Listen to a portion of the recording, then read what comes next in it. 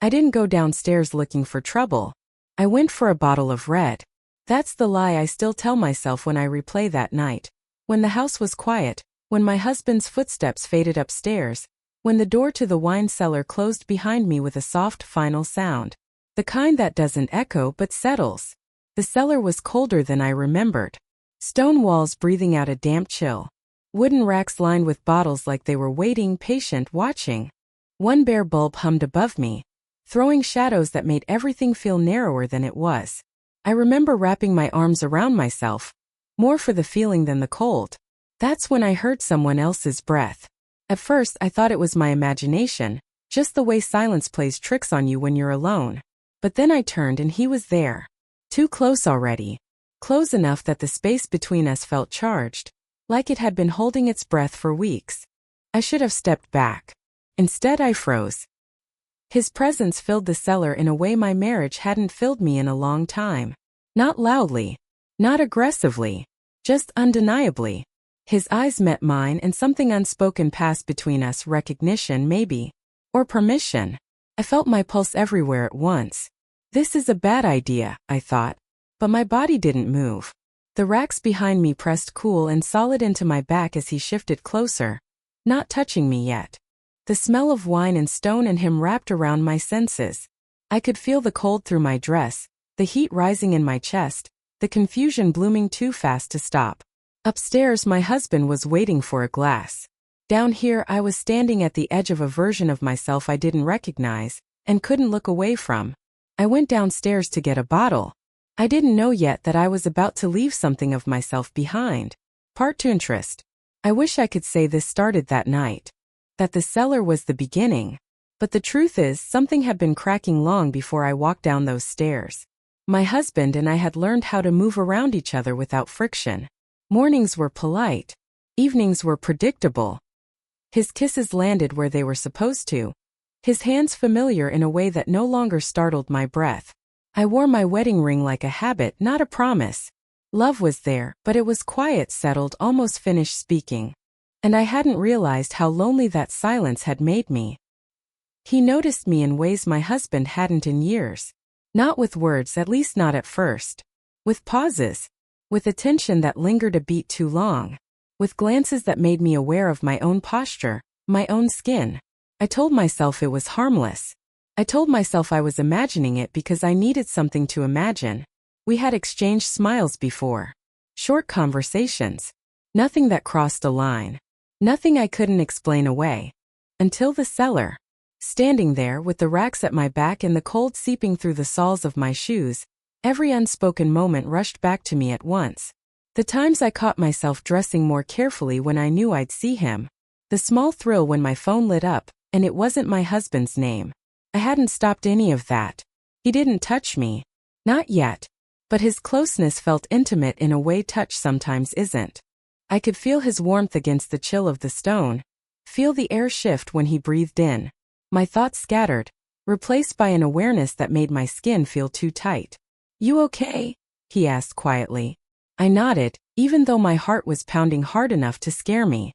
Somewhere above us a floorboard creaked. My husband moving through the house we had built together. The life I was still supposed to be living. I should have said his name. I should have stepped sideways.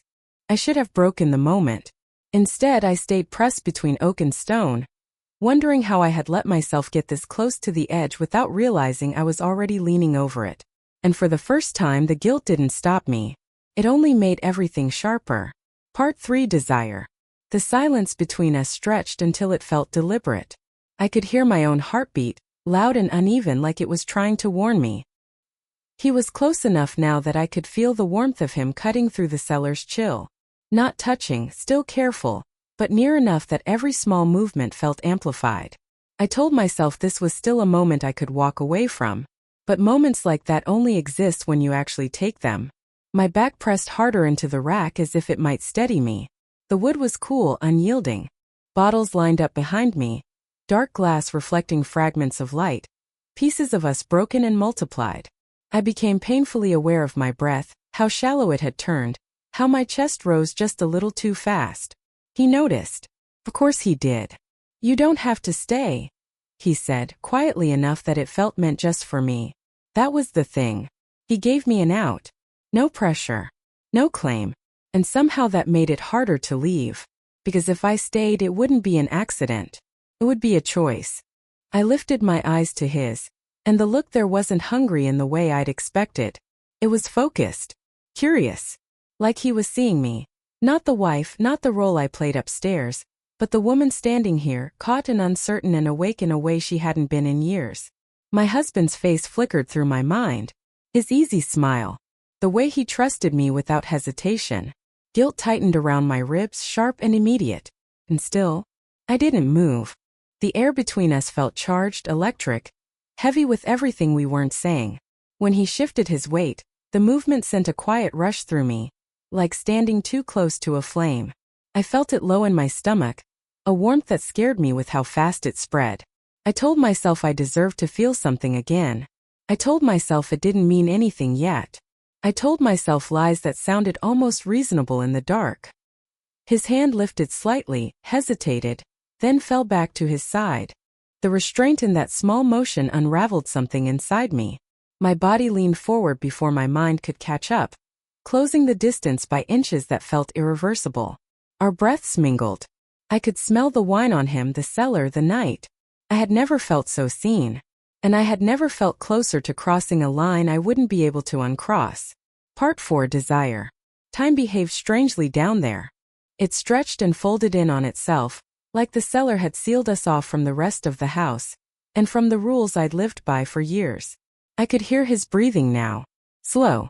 Controlled. Too close to mine. My shoulders brushed the racks when I shifted. The faint clink of glass a reminder that everything around us was fragile. That this moment could shatter with the smallest wrong move. I should go, I whispered. But my feet stayed planted. He didn't answer right away. He just watched me, his gaze tracing my face like he was committing it to memory. No rush. No urgency. It made my skin feel exposed, like I was standing under brighter light than that single bulb could give. When he finally spoke, his voice was low. Steady. Then go. That was it. No plea. No persuasion. Something in my chest gave way. I realized then how badly I wanted him to want me, but even more than that, how badly I wanted to choose this. To step, willingly, into the version of myself I'd been pretending didn't exist. My hand lifted before I decided to let it.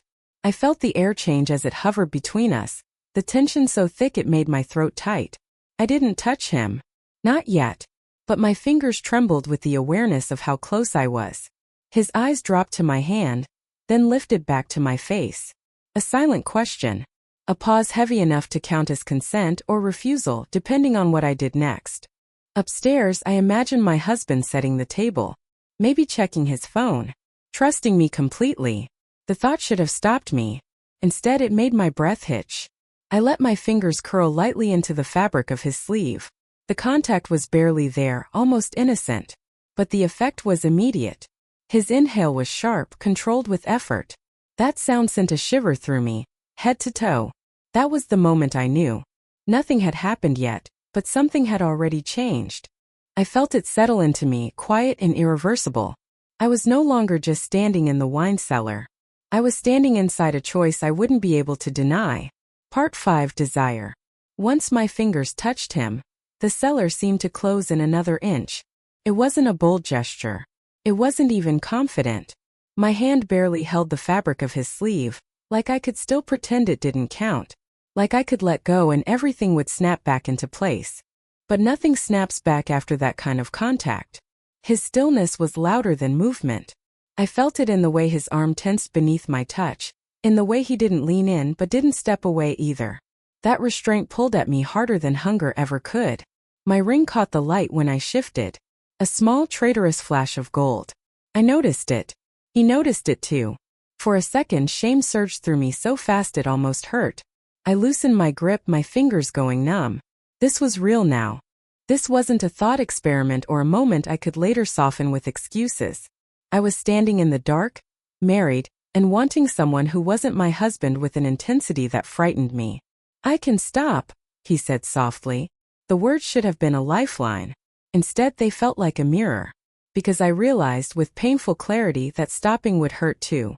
That walking away would mean carrying this ache upstairs with me, sitting across from my husband with wine in my glass and pretending I wasn't unraveling inside.